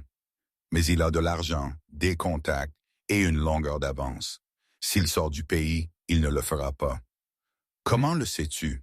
Ryan pensa à tout ce qu'il avait appris au cours des 48 dernières heures. À l'arrogance de Preston, à son besoin de contrôle, à son incapacité pathologique à accepter la défaite. Parce qu'il ne s'enfuit pas, il prépare quelque chose. Comme quoi? Je ne sais pas encore, mais il n'est pas du genre à simplement disparaître. Il va vouloir se venger. Sur qui? Ryan regarda Sophie au restaurant au loin. Sur toutes les personnes que Preston avait blessées au fil des ans. Tout le monde. Ils trouvèrent la mère de Sophie en premier. Elle avait disparu de la maison. Aucun signe de lutte, aucune note, juste une chambre vide et la panique hurlante d'une fille. « Maman, maman, où es-tu? » Ryan fouilla la propriété pendant que Sophie s'effondrait. Ghost suivit une odeur de la chambre à la porte arrière, puis la perdit près de la rue. Quelqu'un l'avait prise. Quelqu'un avec une voiture. Sophie. Ryan lui agrippa les épaules. « Écoute-moi, j'ai besoin que tu te concentres. » Ils l'ont prise. Ils ont pris ma mère. Je sais, et nous allons la récupérer, mais j'ai besoin que tu réfléchisses. Où irait Preston? Où se sentirait-il en sécurité? Je ne sais pas. Je ne sais rien. Si, tu sais. Tu l'observais depuis 2 ans. Tu connais ses schémas, ses habitudes, ses faiblesses. La voix de Ryan était calme mais urgente. Pense, Sophie. Où va-t-il quand il est acculé? Elle se força à respirer, à penser. Le yacht de son père. Il est amarré à la marina privée à l'extrémité nord de la ville. Il y va quand il veut s'éloigner de tout. C'est là que nous le trouverons. Comment le sais-tu? Parce que c'est le seul endroit où il a encore du pouvoir. Ryan sortit son téléphone et composa le numéro de Cross. Et des hommes comme Preston ne peuvent pas survivre sans pouvoir. La marina était calme quand ils arrivèrent. Trop calme. Ryan s'approcha seul, laissant Sophie et Ghost à distance de sécurité. Son entraînement se déclencha automatiquement, évaluant les angles, identifiant les couvertures, cartographiant les menaces potentielles. Le yacht était là, lumières allumées, mouvements visibles à travers les fenêtres. Il se rapprocha en cercle, restant bas, utilisant les autres bateaux comme dissimulation. Quand il atteignit de la passerelle, il put entendre des voix. « Je n'arrive pas à croire que tu l'aies amené ici. » La voix d'une femme en colère, effrayée. Tais-toi, Amber. Je réfléchis. Preston. Réfléchis. Nous devons fuir. Les fédéraux sont partout. Ton père est en garde à vue et tu es assis ici à jouer à des jeux avec une vieille dame. C'est un levier. Tu ne comprends pas? Tant que nous l'avons, ils ne peuvent pas nous toucher. La mâchoire de Ryan se serra. La mère de Sophie était sur ce bateau. Vivante, du moins. Mais pour combien de temps? Il sortit son téléphone et envoya à Cross la localisation. Puis, il commença à bouger. La passerelle était exposée. Aucun moyen d'approcher sans être vu. Il devrait être rapide. Il était à mi-chemin quand une voix l'arrêta. « C'est assez loin, soldat. » Ryan se retourna. Preston se tenait sur le pont, tenant un pistolet. Pas pointé sur Ryan, pointé sur quelqu'un derrière lui. Une femme âgée aux cheveux gris et aux yeux terrifiés. La mère de Sophie. « Lâchez toutes les armes que vous avez lentement. » Ryan leva les mains, doucement. Restez juste calme. Calme. Calme. Preston rit. Mais il y avait de l'hystérie. Mon père est en garde à vue fédérale. Mes comptes sont gelés. Toute ma vie s'effondre à cause de vous. Votre vie s'effondrait bien avant que je n'apparaisse. Vous ne l'avez juste pas remarqué. Tais-toi. Preston pressa l'arme plus fort contre la tête de la vieille femme. Elle gémit. Vous avez tout ruiné. Vous et cette stupide serveuse et tous les autres qui n'ont pas pu s'occuper de leurs propres affaires. Sophie n'a rien ruiné. Ni moi. Vous avez fait ça vous-même, Preston. Chaque femme que vous avez blessée, chaque famille que vous avez détruite, chaque crime que vous avez commis, c'est tout vous. Je n'ai pas commis de crimes, j'ai fait ce que j'avais à faire. Vous avez battu une jeune femme dans un restaurant. Vous lui avez claqué le visage sur une table devant des témoins. La voix de Ryan était stable.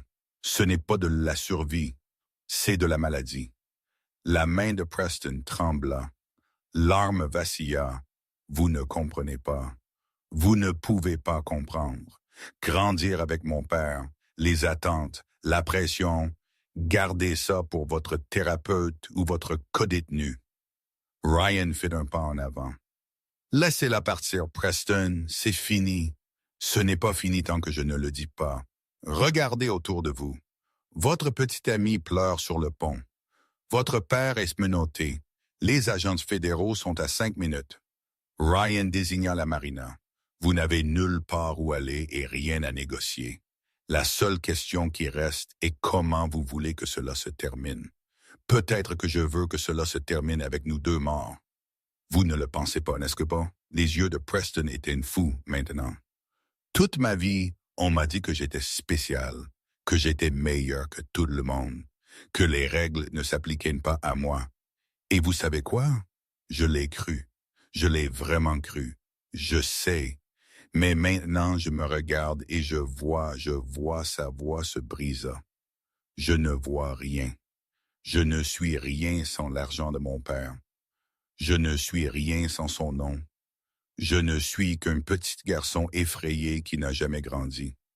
Juste un instant, Ryan a ressenti quelque chose d'inattendu, de la pitié. Pas pour ce que Preston avait fait. C'était impardonnable. Mais pour l'enfant brisé en dessous, pour la personne qu'il aurait pu être si quelqu'un l'avait aimé différemment. Preston. La voix de Ryan s'adoucit. Posez l'arme. Demandez de l'aide. Il n'est pas trop tard pour choisir quelque chose de mieux. Vous mentez. Non. J'ai vu des hommes pires que vous revenir de lieux plus sombres. Cela arrive. Mais cela n'arrive que si vous le permettez. Preston le fixa. L'arme s'abaissa légèrement. Vous croyez vraiment ça? Oui. Le silence s'étira entre eux. Les vagues clapotaient contre la coque. Le vent chuchotait à travers le gréement. Puis Ghost aboya. Cela vint de derrière. Un avertissement aigu qui fit tourner Ryan instinctivement. Et à ce moment-là, Preston fit son choix. Il poussa la mère de Sophie vers Ryan et courut. Ryan attrapa la vieille femme avant qu'elle ne tombe sur le pont. « Ça va? Êtes-vous blessé? »« Je vais bien, je vais bien. » Elle lui agrippa le bras. « Allez l'arrêter. » Ryan était déjà en mouvement. Preston avait sauté du yacht au quai et courait vers un hors-bord au bout de la jetée. Ryan sprinta après lui, réduisant la distance à chaque foulée. Mais Preston atteignit le bateau en premier. Le moteur rugit. Les amarres furent recoupées. Le bateau s'éloigna du quai juste au moment où Ryan atteignit le bord. Pendant une seconde, il envisagea de sauter. Puis les hélicoptères fédéraux apparurent. 3 d'entre eux s'élevant derrière les bâtiments de la marina. Projecteurs allumés, haut-parleurs hurlant. Agents fédéraux, coupez votre moteur et levez les mains. C'est votre seul avertissement. Le bateau de Preston continua à avancer. Arrêtez le navire maintenant ou nous ouvrirons le feu.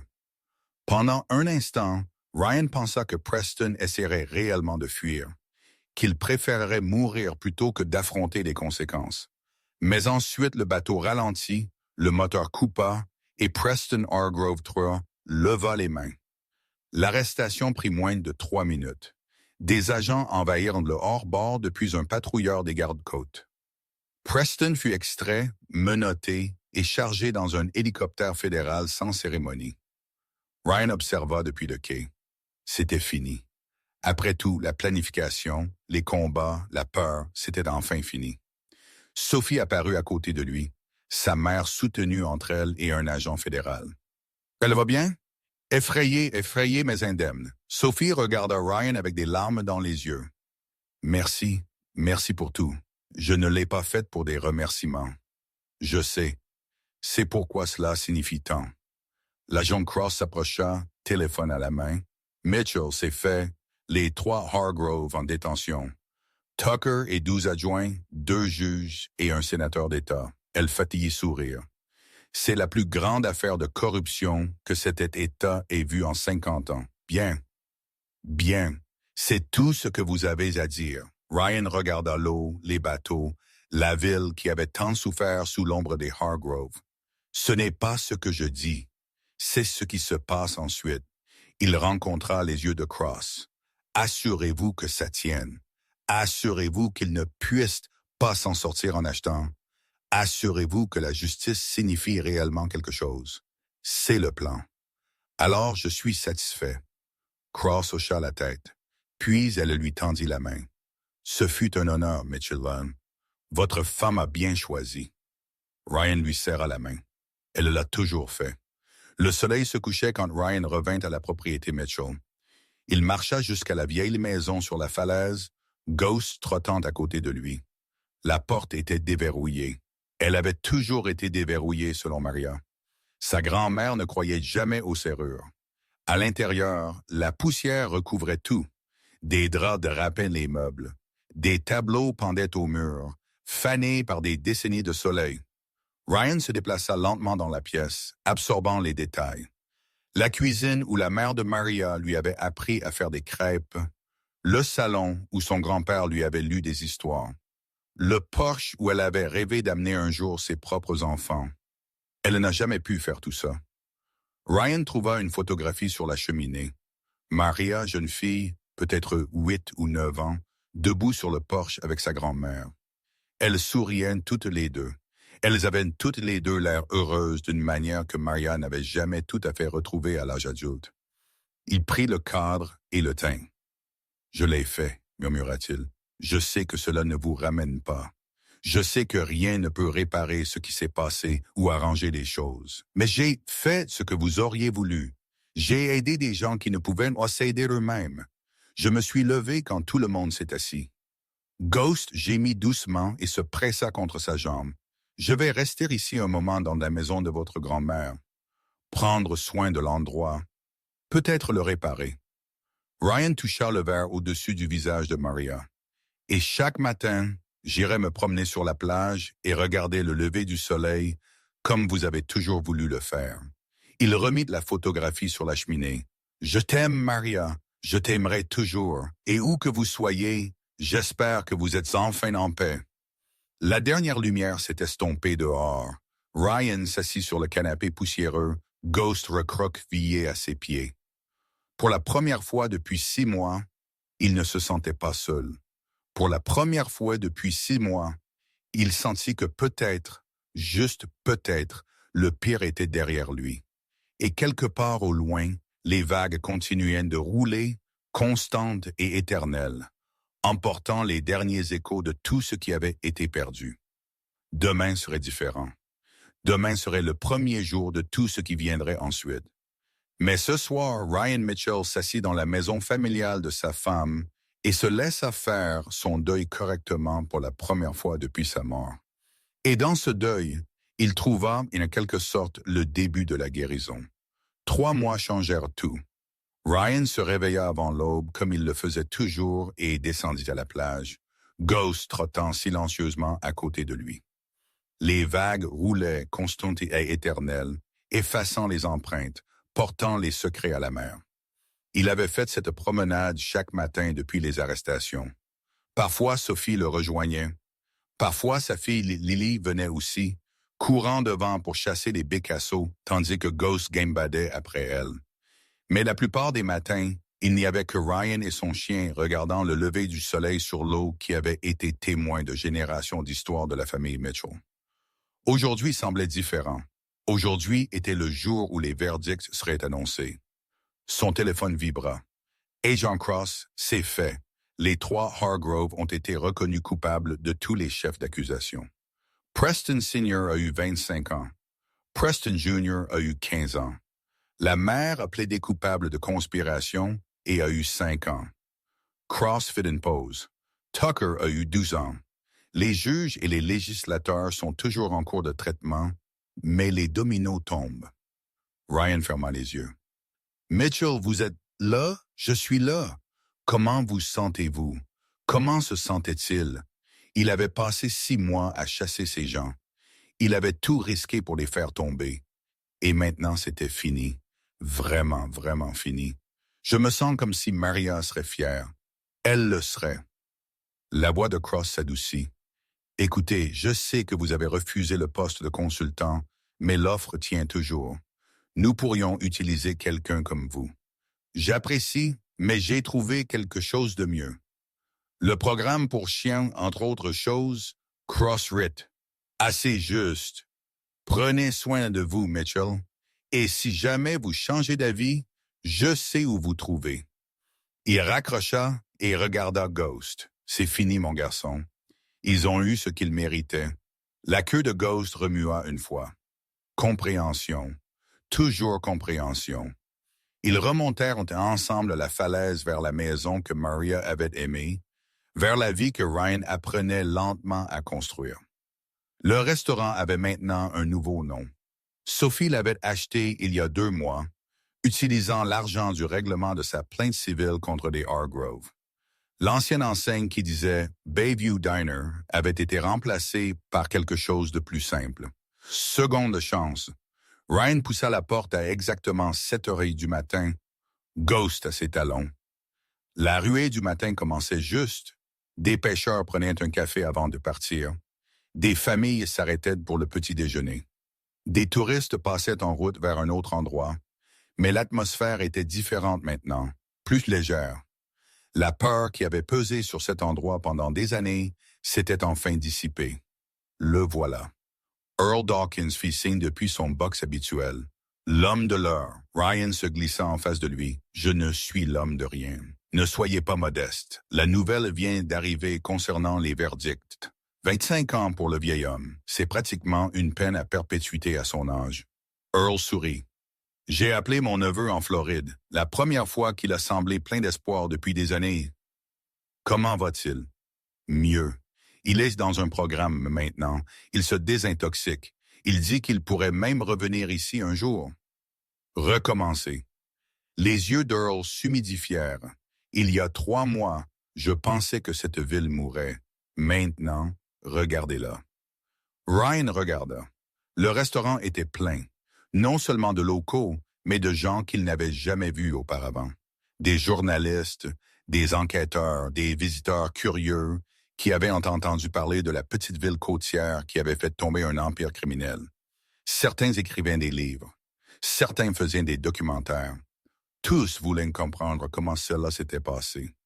Ils continuent à me demander des interviews, continua Earl. Ils veulent savoir ce que c'était de vivre sous le joug des Hargrove, ce que ça faisait quand tout a changé. Que leur dites-vous? Je leur dis la vérité.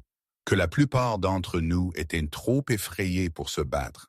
Que nous savions que les choses n'allaient pas, mais nous nous sommes convaincus que ce n'était pas notre problème. Qu'il a fallu un étranger, un homme qui n'avait plus rien à perdre pour nous montrer à quoi ressemblait le courage. Ce n'est pas entièrement exact. C'est assez exact. Earl se pencha en avant. Tu n'as pas seulement fait tomber les Hargrove, Ryan. Tu nous as rappelé qui nous pouvions être. Ça vaut plus que n'importe quelle condamnation. Sophie apparut avec le café, posant une tasse devant chacun d'eux. « Vous avez entendu les nouvelles? » demanda-t-elle à Ryan. « J'ai entendu. Comment vous sentez-vous? » Tout le monde lui posait cette question. Comment se sentait-il? Quel goût avait la justice? La douleur était-elle enfin terminée? Ryan but une gorgée de café avant de répondre. « J'ai l'impression qu'il est temps de me concentrer sur autre chose. » Comme quoi? Il la regarda, vraiment regarda. 3 mois avaient changé Sophie aussi. La peur avait disparu de ses yeux. Ses épaules ne se voûtaient plus protectriquement. Elle souriait maintenant, vraiment souriait, et le pensait, comme l'avenir. Les joues de Sophie rougirent légèrement. C'est cryptique. Je suis un gars cryptique. Earl rit et se leva. Je vous laisse seul. Je dois répandre la bonne nouvelle en ville. Il tapota l'épaule de Ryan. Merci, mon garçon, pour tout. Après son départ, Sophie se glissa dans le box en face de Ryan. Marianne a appelé ce matin. Comment va-t-elle? Plus forte chaque jour. Les médecins disent qu'elle sera prête à sortir la semaine prochaine. La voix de Sophie se coinça. Elle a demandé de vos nouvelles. Elle voulait savoir si vous restiez. Que lui avez-vous dit? Je lui ai dit que je ne savais pas, que vous n'aviez rien dit de définitif. Elle rencontra ses yeux. Restez-vous, Ryan? Il avait réfléchi à cette question. Chaque maintien signifiait faire confiance à ce que le monde ne lui prenne pas tout 2 fois. Ma femme a toujours voulu vivre au bord de l'océan, dit-il lentement. Elle en parlait constamment.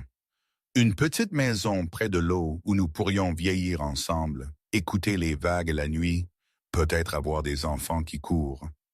Il fit une pause. Elle n'a jamais réalisé ce rêve. Mais je pouvais encore l'honorer. Que dites-vous? Je dis que cela ressemble à la maison.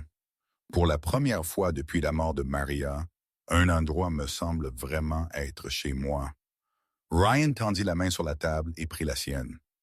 Je reste, Sophie, si tu veux de moi. Ses yeux se remplirent de larmes.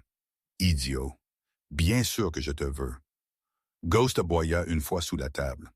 Approbation, décida Ryan, et la tension se rompit en rire. Je devrais retourner au travail, dit Sophie, essuyant ses yeux. Mais ce soir, dîner chez vous. Chez nous? Elle se figea. Quoi? La maison Mitchell, la propriété familiale de Maria. Elle est trop grande pour moi, et Ghost seulement. Ryan serra sa main. Emménagez, toi et Lily. Nous nous débrouillerons pour le reste au fur et à mesure. Ryan, c'est trop rapide. Probablement. Fou. Certainement. Il sourit. Mais j'ai passé 6 mois à apprendre que la vie est courte et précieuse et complètement imprévisible. Je ne veux pas perdre un autre jour à être prudent. Sophie le fixa, puis elle rit. Un vrai rire. Plein et lumineux et libre. D'accord. Oui. D'accord. Elle se leva, riant toujours. Et tu expliques ça à ma mère. Marché conclu. Elle s'éloigna, secouant toujours la tête, et Ryan la regarda partir avec quelque chose de chaud qui se répandait dans sa poitrine. Cela ressemblait étrangement à de l'espoir. L'après-midi apporta des visiteurs inattendus. Ryan travaillait sur la balustrade du porche. Le vieux bois avait finalement cédé quand un convoi de voitures arriva sur le chemin de terre. Plaques fédérales, d'allure officielle. Les poils de Ghost se hérissèrent. « Doucement, mon garçon. » L'agent Cross sortit du véhicule de tête, suivi d'un homme que Ryan ne reconnut pas. Plus âgé, distingué, le genre de maintien qui venait de décennies de service gouvernemental. Mitchell Cross s'approcha avec l'étranger. « C'est le directeur adjoint Harrison, FBI. Il voulait vous rencontrer personnellement. » Harrison lui tendit la main. Monsieur Mitchell, j'ai beaucoup entendu parler de vous.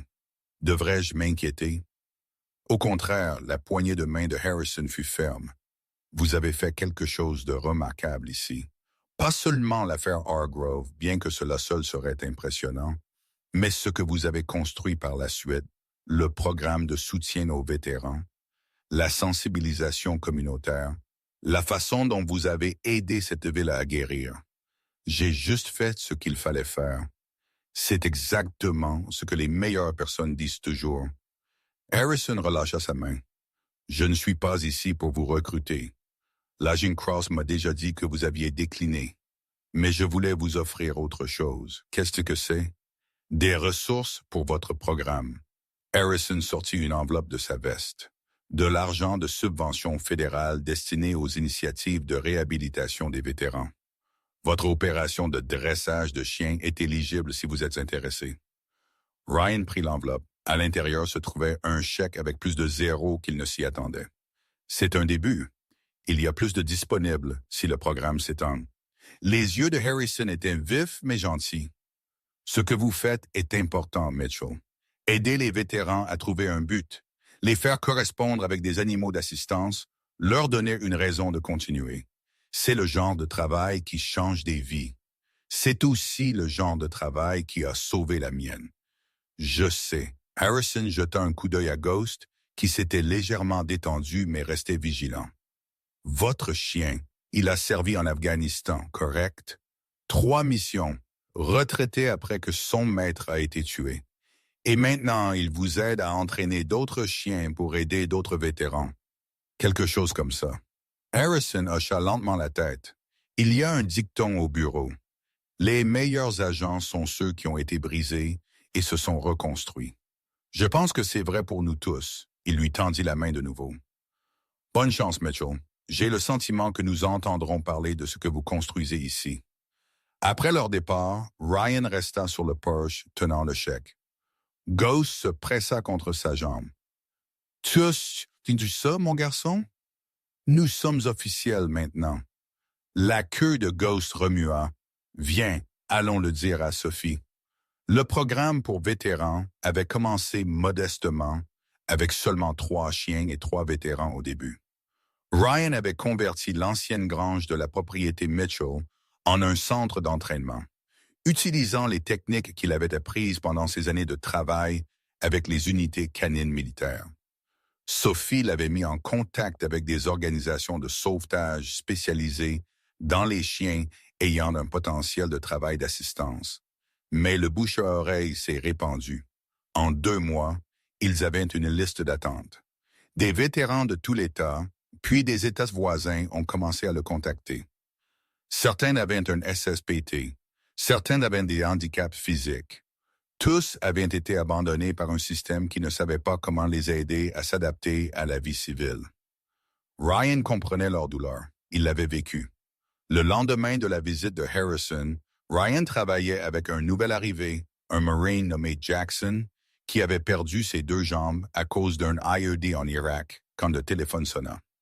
« Mitchell, c'est Cross, vous êtes assis? Je suis en plein entraînement. Ça ne peut pas attendre. » Elle fit une pause. Preston Senior est décédé en détention la nuit dernière. Crise cardiaque. Ses avocats affirment un stress carcéral, mais le médecin légiste dit que c'était une condition préexistante non traitée. Ryan traita cela lentement. « Comment vous sentez-vous à ce sujet? Je ne sais pas encore. » Il regarda Jackson travailler avec un jeune berger allemand nommé Duke, tous deux trouvant leur rythme ensemble. Une partie de moi pense qu'il s'en est bien tiré. 25 ans de stress carcéral contre les vies de souffrance qu'il a causées. Et l'autre partie sait que la haine est un poisson. Peu importe combien il espère. Ce qui importe, c'est qu'il ne peut plus faire de mal à personne. Ryan fit une pause. Maria disait que le pardon ne consiste pas à absoudre les gens. Il s'agit de se libérer soi-même. Votre femme semble avoir été une femme remarquable. Elle l'était. Ryan sourit malgré lui. Elle l'était vraiment. Après l'appel, il retourna vers Jackson et Duke. « Tout va bien? » demanda Jackson. « Oui, juste des nouvelles que je devais entendre. » Ryan s'agenouilla à côté du chien. « Comment va-t-il? » »« Mieux que moi. » Jackson rit. Le premier rire sincère que Ryan avait entendu de lui. Il sait déjà quand je suis anxieux. Il pose sa tête sur mes genoux avant même que je ne réalise ce qui se passe. C'est le lien. Une fois qu'il est formé, il est incassable. C'est ce que vous avez avec Ghost. Ryan regarda son propre chien, couché dans le coin, observant tout avec des yeux calmes et ambrés. Ghost m'a sauvé la vie, pas seulement physiquement, bien qu'il l'ait fait aussi, mais émotionnellement. Après la mort de Maria, j'étais prêt à abandonner. C'est la raison pour laquelle j'ai continué. Alors, il y a de l'espoir pour des gars comme moi. Il y a toujours de l'espoir. Ryan se leva. C'est tout l'intérêt de cet endroit. Des secondes chances pour les chiens, pour les vétérans, pour tous ceux qui franchissent cette porte. Jackson resta silencieux un instant. Puis il dit, « J'ai passé 2 ans à penser que ma vie était finie, que perdre mes jambes signifiait perdre tout ce qui comptait. Ma femme est partie, mes enfants ont cessé de venir. Je me buvais à mort dans un hôpital pour vétérans quand votre programme m'a trouvé. Et maintenant, je me réveille le matin et Duke est là à m'attendre, ayant besoin de moi. Et je pense que c'est peut-être suffisant, peut-être qu'être nécessaire est suffisant pour continuer. » Ryan sentit quelque chose se serrer dans sa poitrine. C'est plus que suffisant, c'est tout. Lily trouva la photographie. Elle avait 6 ans maintenant, un paquet d'énergie et de curiosité qui avait adopté Ghost comme son gardien personnel. Le chien la tolérait avec une patience infinie, la laissant grimper sur son dos, lui tirer les oreilles, l'habiller de costumes ridicules. « Ryan, qui est cette dame? » Il se détourna du fourneau. Il préparait mal le dîner et vit Lily tenant une photo encadrée. Maria, le jour de leur mariage. Tous deux jeunes et pleins d'espoir et complètement impréparés à ce que la vie leur apporterait. C'est Maria. C'était ma femme. Où est-elle maintenant? Sophie apparut dans l'embrasure de la porte, l'air inquiète. « Lily, ma chérie, tu ne devrais pas. » « C'est bon. » Ryan s'agenouilla à la hauteur de Lily. Maria est tombée très malade. Et même si les médecins ont fait de leur mieux, ils n'ont pas pu la guérir, alors elle est allée au ciel, comme grand-père. Exactement comme grand-père. Lily étudia la photographie avec la sérieuse intensité que seuls les enfants peuvent rassembler. Elle a l'air gentille. Elle était gentille. La personne la plus gentille que j'ai jamais connue. Tu la manques? Chaque jour. Lily considéra cela, puis elle dit, « C'est bon de manquer les gens. Maman dit que manquer quelqu'un signifie que tu l'aimes beaucoup. Ta maman est très intelligente. » Je sais. Lily lui tendit la photographie. « Tu devrais la mettre où tu peux la voir, pour que tu puisses lui dire bonjour. » Ryan prit le cadre, sa vision légèrement floue. « C'est une bonne idée, Lily. Merci. » Elle hocha la tête, satisfaite d'avoir résolu un problème important, et courut chercher Ghost. Sophie s'approcha. « Je suis désolé. J'aurais dû lui dire de ne pas fouiller les vieilles boîtes. Ne soyez pas désolé. Elle a raison. » Ryan posa la photographie sur la cheminée à côté d'une photo de Sophie et Lily de Noël dernier. Maria aurait adoré ça. La maison pleine de vie, un enfant qui court, un chien dans chaque coin. Tu le penses, je le sais. Il tira Sophie contre lui. Elle voulait que nous soyons heureux. C'est tout ce qu'elle a toujours voulu. Es-tu heureux? Ryan réfléchit à la question. Il y a 6 mois, il aurait dit que le bonheur était impossible, que la mort de Maria avait creusé quelque chose en lui qui ne pourrait jamais être remplacé. Mais maintenant, debout dans sa maison familiale de sa femme avec une nouvelle famille qui se formait autour de lui, il comprit quelque chose d'important. Le bonheur ne consistait pas à remplacer ce qui était perdu. Il s'agissait de faire de la place pour ce qui venait ensuite. « Oui, dit-il, je le suis vraiment. » La cérémonie eut lieu un samedi. Sophie l'avait organisé, un rassemblement communautaire au restaurant pour célébrer le premier anniversaire des arrestations des Hargrove. Tout le monde était invité. Tout le monde vint. Le restaurant était bondé. Des pêcheurs dans leurs plus beaux vêtements, des familles avec des enfants, des vétérans du programme de Ryan. Même l'agent Cross fit le trajet depuis Washington. Earl prononça un discours sur la résilience et le courage. Marianne, entièrement rétablie, marchant avec une canne mais marchant, parla du pouvoir de se lever. Sophie parla des secondes chances et de ce qu'elles signifiaient pour une communauté qui avait oublié comment l'espérer. Puis tout le monde regarda Ryan. Il n'avait rien préparé, ne s'attendait pas à parler, mais Sophie hochait la tête encourageamment, et Ghost était assis à ses pieds comme s'il était à sa place. Et les mots vinrent quand même. Il y a 1 an, je suis entré dans ce restaurant à la recherche d'un repas bon marché. J'étais fauché, brisé et à peine en vie. La seule chose qui me maintenait en vie était mon chien et une promesse que j'avais faite à ma femme de ne pas abandonner. Il fit une pause, se ressaisissant. Je ne suis pas venu ici pour être un héros. Je suis venu ici pour enquêter sur les gens qui ont détruit ma famille. J'étais en colère, j'étais en deuil, et honnêtement, je cherchais un combat. Des murmures parcoururent la foule, mais quelque chose d'inattendu s'est produit. J'ai trouvé une communauté, des gens qui avaient souffert sous le même système qui m'avait blessé, des gens qui avaient une peur mais qui n'étaient pas battus, des gens qui avaient juste besoin de quelqu'un pour faire le premier pas. Il regarda Sophie, Earl, Marianne, tous les visages qui étaient devenus familiers au cours de la dernière année. Je n'ai pas sauvé cette ville. Nous nous sommes sauvés mutuellement. Chaque personne qui a fourni des preuves, chaque victime qui a accepté de témoigner, chaque voisin qui a offert de la nourriture ou un abri ou juste un mot d'encouragement quand les choses semblaient impossibles. C'est votre victoire, vous tous. Ghost se leva et se pressa contre sa jambe. Ryan posa une main sur la tête du chien. Ma femme disait que Dieu n'empêche pas toujours le mal de se produire, mais il donne aux gens ordinaires la force de se lever quand cela compte le plus. Je n'ai pas compris cela pendant longtemps. J'étais trop en colère, trop concentré sur la vengeance. Il prit une inspiration. Mais maintenant je comprends. La force n'est pas de gagner. C'est de se battre. C'est de refuser de détourner le regard quand tout le monde le fait. C'est de choisir l'espoir plutôt que le désespoir, l'amour plutôt que la haine, la communauté plutôt que l'isolement. Il leva sa tasse de café pour les secondes chances pour nous tous. La foule leva ses tasses en réponse aux secondes chances. Après la cérémonie, après les embrassades et les poignées de main et les larmes, Ryan se retrouva seul sur le porche arrière du restaurant. Ghost était couché à côté de lui. Le soleil se couchait sur l'eau, peignant tout dans des nuances d'or et de rouge.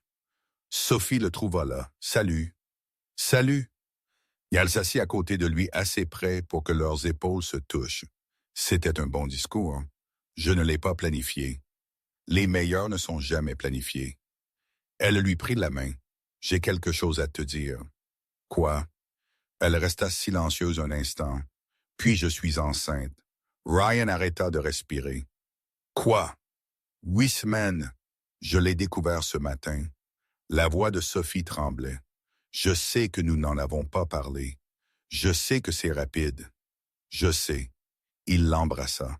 C'était soudain, instinctif, la seule réponse qui avait du sens. Quand ils se séparèrent, tous deux pleuraient. « Est-ce une bonne réaction? » demanda Sophie.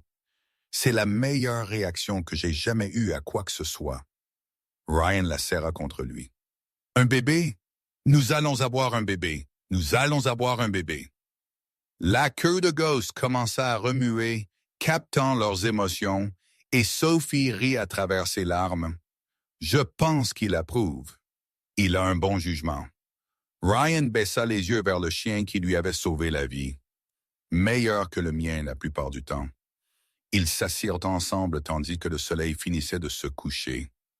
Ryan pensa à Maria, aux enfants qu'ils avaient voulu mais n'avaient jamais eus, aux rêves qui étaient morts avec elle. Mais il pensa aussi à Sophie, à Lily, à la communauté qui était devenue une famille, aux vétérans et aux chiens trouvant un but ensemble, à la nouvelle vie qui grandissait dans le ventre de Sophie. Maria aurait voulu cela. Elle aurait voulu qu'ils vivent. Il y a 1 an, Ryan Mitchell était entré dans un restaurant avec rien d'autre qu'un chien et un désir de mort. Il avait trouvé la corruption, la violence et le mal dans ce qu'il avait de plus banal et de plus brutal. Mais il avait aussi trouvé Sophie, trouvé un but, trouvé un foyer. Les vagues continuaient de rouler en dessous de la falaise, constante et éternelle. Ghost posa sa tête sur le genou de Ryan. Sophie s'appuya contre son épaule. Et quelque part dans la maison derrière eux, Lily était probablement en train de convaincre Earl de la laisser avoir une deuxième part de tarte. C'était sa vie maintenant. C'était sa seconde chance. Et il était enfin complètement en paix. Si cette histoire vous a ému, partagez-la avec quelqu'un qui a besoin d'espoir aujourd'hui. Laissez un commentaire sur d'où vous regardez et ce que cette histoire vous a rappelé. Abonnez-vous pour plus d'histoires de foi, de courage et de force tranquille. Et souvenez-vous de ceci, le mal existe.